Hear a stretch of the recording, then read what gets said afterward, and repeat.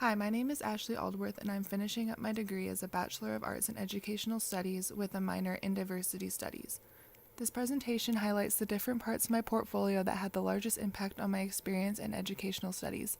I will start with the personal significance that I held throughout Ed Studies, discuss my volunteer opportunity through applied experience, and discuss my future plans and the challenges and growth I went through to get to where I am now. I decided to do my personal significance on disability and inclusion. I had taken 2 courses on the subject and became really interested in the topic. The first class was SPED, where we discussed different case studies and really studied different types of disabilities. The second class was Disability Culture in Schools and Society. This class focused more on SPED in the context of schools and what they are doing towards inclusion. When taking education and equity, I never realized how much it impacts the disability population. We learned mainly the difference between equality and equity. Equity meaning to give everyone what they need to be successful, and equality meaning to treat everyone the same. Inclusion directly ties into these meanings by being the action of including within a group and making sure all people have the right to be respected as valuable members of their community regardless of any limitations they may have.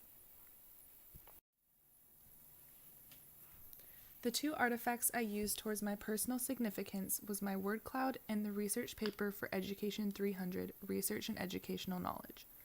In applied experience, we were asked to create a word cloud after interviewing people at our volunteer placement. I used the theme of equity and inclusion to generate this cloud. Along with that, I received a general description of how the center used these themes to create an approachable curriculum for all students. In Education 300, I wrote my research paper on disability and inclusion in K-12 schools.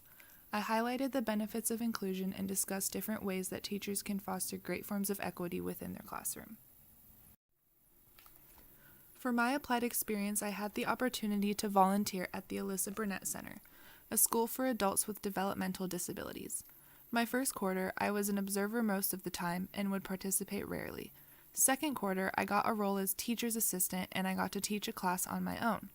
I was in various different classes such as cooking, sports, music, and different outings. I had so much fun in all of these classes getting to know a number of different students.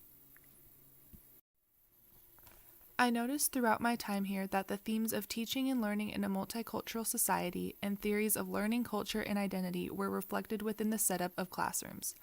Each class was tailored to a specific ability group, and anyone with those abilities could take the course. I learned in teaching and learning that teachers must engage different groups of students in a way that everyone feels accepted. And I learned in theories that the technique of motivation in the classroom helps students learn more effectively. I feel that the center integrates these 2 themes by doing just that, allowing and motivating students to get an appropriate education based on their ability. During applied experience, I completed an artifact analysis on the center that I volunteered at. I took pictures of the different pieces of the center that I felt really highlighted my experience here. For example, the sensory room was an important place that any student could go to take a break. If they were struggling with anything, it was a good place to sit and calm down. Doing this work with an applied experience allowed me to find a real passion in working with the disability population. I plan to continue volunteering here until the end of the quarter and offer my services whenever I am able to after graduation.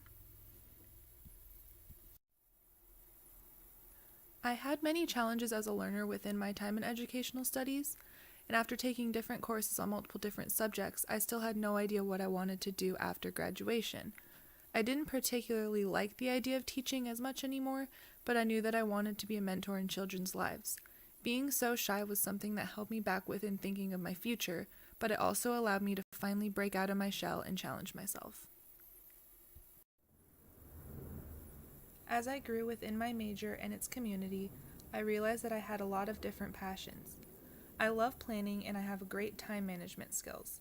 I knew that I wanted to incorporate these traits into my future career, which led me back to teaching. Eventually, I would love to become a school counselor of some sort, but for now, I am continuing to grow as an educator thanks to all of my experience within educational studies. When I graduate, I will be accepting a full-time position as a kindergarten teacher at a private school.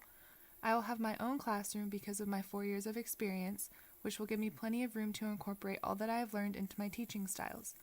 I'm getting a chance to work with an age that I never thought would happen, which will really reflect well when applying to grad school. I plan on applying to get a master's in school counseling and from there move to college level advising to work one-on-one with students.